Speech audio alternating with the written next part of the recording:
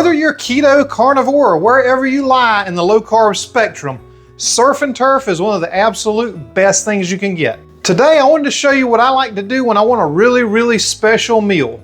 I'm gonna be doing a delicious dry aged steak, and I'm not buying dry aged steak at the store for $30 or $40 a pound. I'm gonna show you how to do it yourself right in your refrigerator. For the surf, I'm gonna add in some coconut shrimp, so maybe not the best choice for carnivores, but probably enough to make you cheat on your carnivore diet. And you'll be all right. You can get right back to it if you want to. So today on Southern Keto, I'm gonna show you how to make an elevated steakhouse dinner right at home using simple ingredients and techniques. And after you make this, you may never want to go back and pay that much money for food again. Stick around.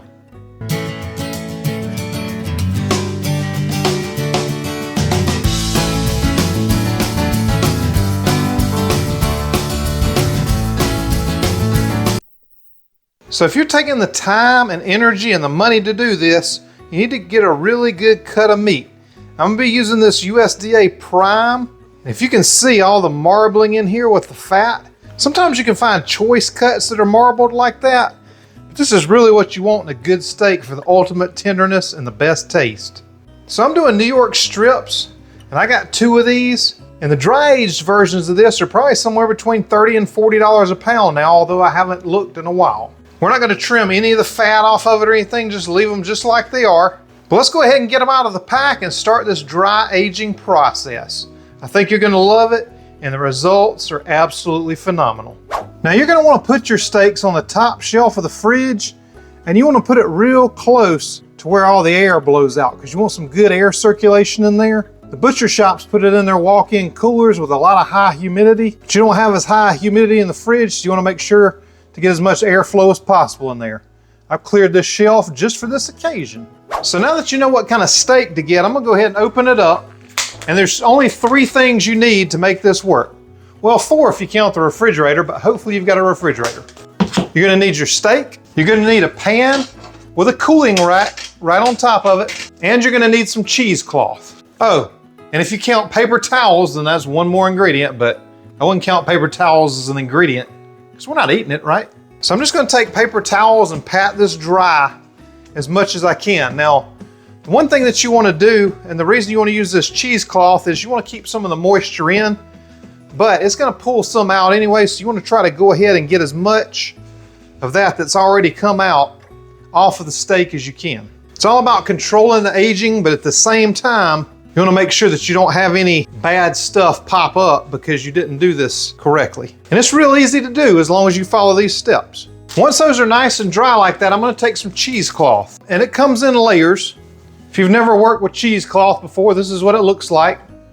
Look at that, you can almost see right through it. Now you see the steak? Now you don't. Now you see it? Now you don't. Well, you can kind of see through it anyway. But all I'm gonna do here is take my steak, I'm gonna put it right on here, wrap once, twice, 3 times a lady, and I'm gonna cut it. Now this cheesecloth is only temporary. This is staying on for 24 hours. I'm gonna let all the moisture absorb into it, and then we'll change it out. So again, once, twice, 3 times a lady. Sorry about my Lionel Richie there. And there we go. You just wanna make sure your ends are covered up pretty good as well, because remember, we're trying to keep in the moisture. That one got a little out of control with my singing and everything, so I'm gonna rewrap it. And that's that. No salt, no seasoning or anything like that.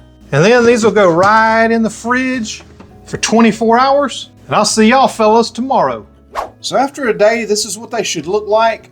They're gonna have absorbed a lot of that liquid. So we're just gonna take those out of that cheesecloth and wrap it in brand new cheesecloth and put it right back where it belongs. And then it's gonna go back in the fridge for 3 days, maybe 5 days at the most. You can do it longer, but if you do, there's some other methods to use, and maybe I'll get into that on a different video. Now when you feel this, it's gonna feel nice and dry and hard, but don't worry. We're gonna cut off this outside part to make these the most delicious steaks you've ever had. So the first thing we wanna do is just cut the outside off of this nice and thin. You can leave some of that fat on there. Just make sure you get the outermost layer off. The outside is gonna be really tough.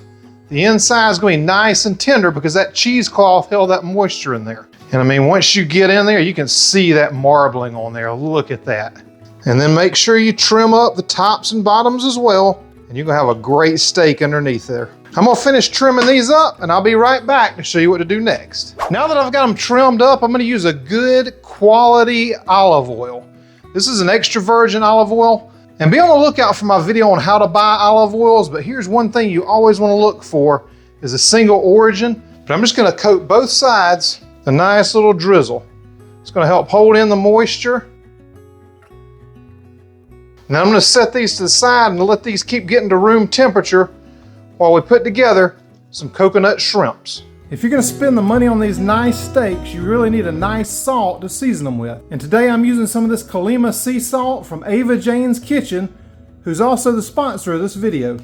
This salt is really unique because it doesn't actually come from the sea. Rainwater soaks through a dry lagoon bed, which filters it and dissolves essential minerals as it goes down through there. They draw it to the surface in these shallow ponds and then collect it and let it evaporate in the hot Mexican sun. So you're helping to support this great company and this small salt economy. This is the same place that Aztecs traded salt hundreds of years ago. This Kalima sea salt is absolutely amazing, but make sure you check out their website. They have some great quality avocado oils, some spice blends, and some amazing high quality products. And make sure you use my code at checkout. It'll be below in the description, in the pinned comment, and on the screen. And code KETO is gonna get you 25% off this amazing salt or whatever else you wanna pick up. Now you can see this is a nice flaky sea salt.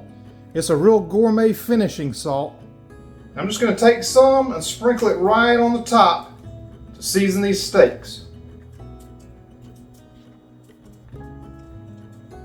Along with a little bit of pepper. And those will go in the air fryer at 450 degrees for 8 minutes. And I'll show you what they look like when they're done. Now I'm gonna show you how super easy this is. Now I've got all types of bowls here. This first one, I've got some jumbo extra large shrimp. These are about 24, 25 to a pound. So get the biggest ones you can find.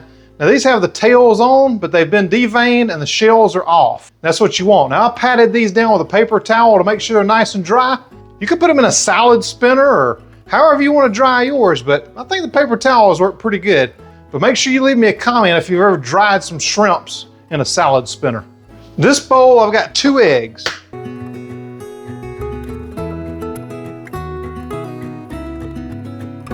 I'm just gonna go ahead and beat those up with a fork like I like to do. Then I've got some unsweetened coconut flakes here. I'm gonna do 2/3 of a cup of those, and about half a cup of some pork rind breadcrumbs. Now, if you want to see how I make those, I'll link that video up above and down in the description. This is the easy way to do it to save a little bit of money. Just put those right in the mix. And I always do a little extra just in case it doesn't go quite far enough. And then for some more coconutty flavor, I'm using coconut flour, but if you can't use coconut flour, use almond flour or whatever you can use.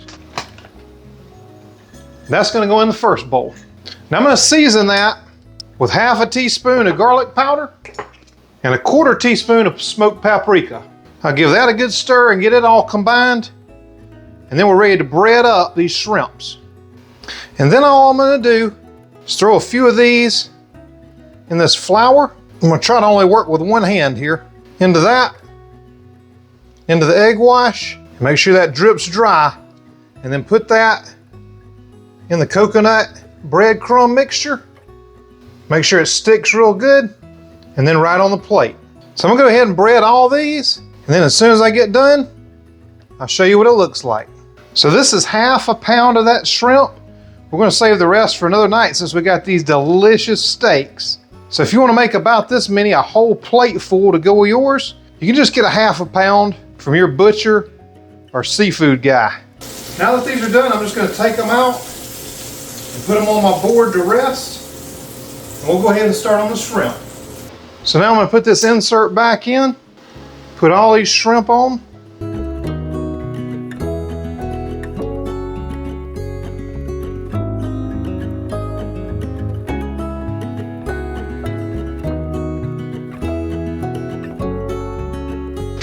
And then these are going in the air fryer at 400 degrees for 8 minutes. I'm gonna flip them halfway through. And now these are done, I'm gonna serve them with a side of my sweet Thai chili sauce, and I'll put the link to that video up above too. It's a great serving sauce for these coconut shrimp. I'm gonna go eat this, but if you want another air fryer recipe, make sure you watch this video right here.